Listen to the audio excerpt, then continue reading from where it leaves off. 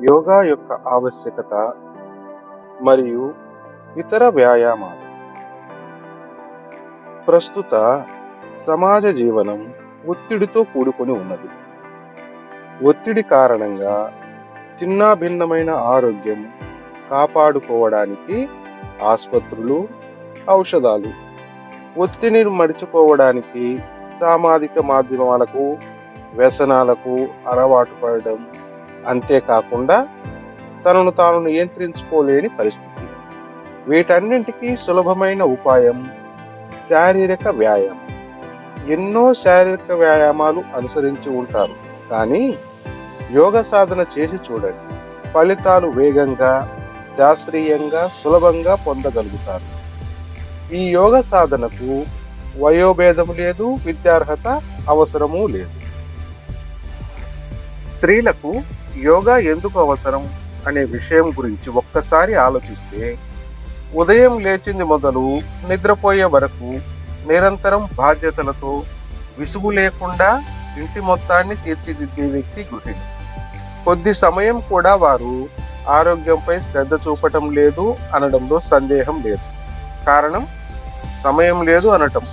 అంతేకాకుండా ఉదయం నుండి సాయంత్రం వరకు ఇంటి పనే సరిపోతుంది, అంతకంటే వ్యాయామం అవసరమా అని వారి ఆలోచన. అలాంటప్పుడు వారు ఎంతో ఆరోగ్యంగా ఉండాలి కదా. కానీ భుజం నొప్పి, మోకాళ్ళ నొప్పులు, నడుము నొప్పి, బీపీ, షుగర్, ఊబకాయం, థైరాయిడ్ సమస్యలు, ఋతు సమస్యలు, నిద్రలేమితనం మొదలైన సమస్యలు ఎందుకు వస్తున్నాయి మరి? కారణం వాళ్ళు చేసేది ఇంటి పని. దీనిని వ్యాయామంతో సరిపోల్చలేము.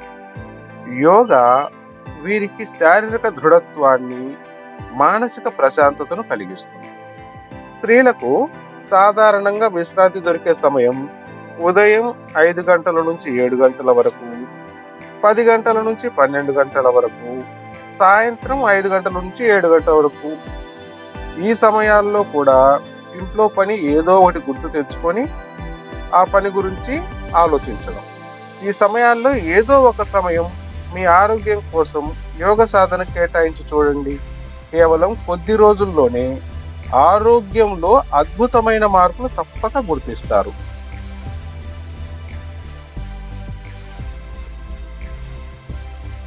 పురుషులకు యోగా, దాని ఆవశ్యకత. ప్రస్తుత పోటీ సమాజంలో మానవుడు ఉదయం లేచింది మొదలు రాత్రి పడుకునేంత వరకు, అంతేకాకుండా నిద్రలో కూడా మానసిక శ్రమతో జీవిస్తున్నాడు. శారీరక శ్రమ లేకపోవడం కారణంగా అనేక జబ్బుల బారిన పడుతున్నాడు. వీరికి దొరికే ఖాళీ సమయం ఉదయం 5 గంటల మొదలు 7 గంటల వరకు. కానీ రాత్రి పడుకునేసరికి 10 నుంచి 11 గంటలు కావచ్చు. తినే సమయం తెలియదు. దాని ప్రభావం రెండవ రోజు పడుతుంది. లేచేసరికి 6 నుంచి 7 గంటలు కావచ్చు. అది కూడా ఒళ్ళు నొప్పులు, బద్ధకంతో. ఇక శారీరక వ్యాయామం చేయడానికి ఆసక్తి కనబరచలేదు. తీరా ఆరోగ్యం దెబ్బతిన్నాక వ్యాయామం చేయాలంటే శరీరం సహకరించదు. ఇక సులభమైన మార్గం జీవితాంతం ఆసుపత్రులు, మందులు. అవి కాకపోతే జబ్బులను, మానసిక సమస్యలను మర్చిపోవడానికి వ్యసనాల బారిన పడడం.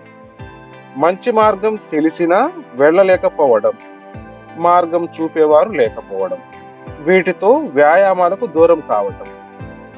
దీని వలన చిన్న వయసులోనే BP, sugar, asthma, gas trouble, వెన్ను నొప్పి, మోకాళ్ళ నొప్పులు, భుజాల నొప్పులు, సెక్స్ సమస్యలు, నిద్ర లేకపోవడం, మలబద్ధకం మొదలైన బారిన పడుతున్నారు.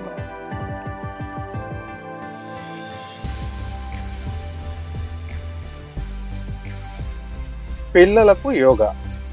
పిల్లలకు యోగా ఎందుకు అంటే, పిల్లలకు చదువుతో పాటు శారీరక వ్యాయామం ఎంతో అవసరం.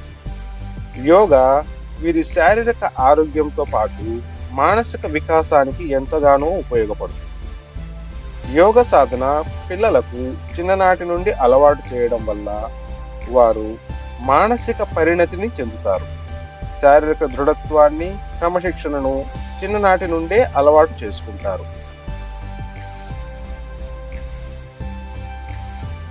ఆరోగ్యం కోసం ముందు జాగ్రత్తకు యోగా ఏ విధంగా పనికొస్తుందో ఒక్కసారి ఆలోచించండి.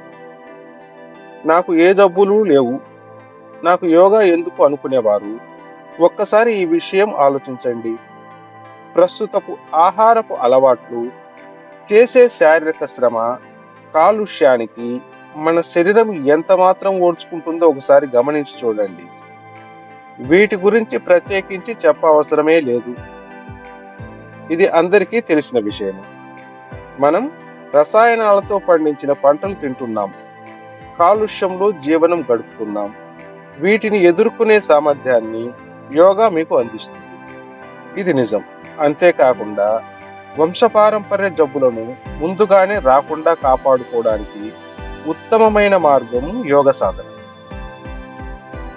అన్ని రకాల వ్యాధులకు యోగా ఏ విధంగా ఉపయోగపడుతుందో తెలుసుకోండి. ముందు జాగ్రత్తగా యోగ సాధన ద్వారా వ్యాధుల బారిన పడకుండా చేసుకోవచ్చు.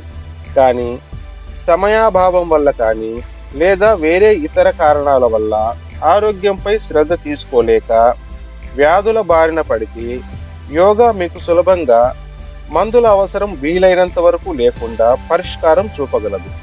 ఇందుకు గాను ప్రత్యేక యోగ చికిత్సా పద్ధతి కలదు.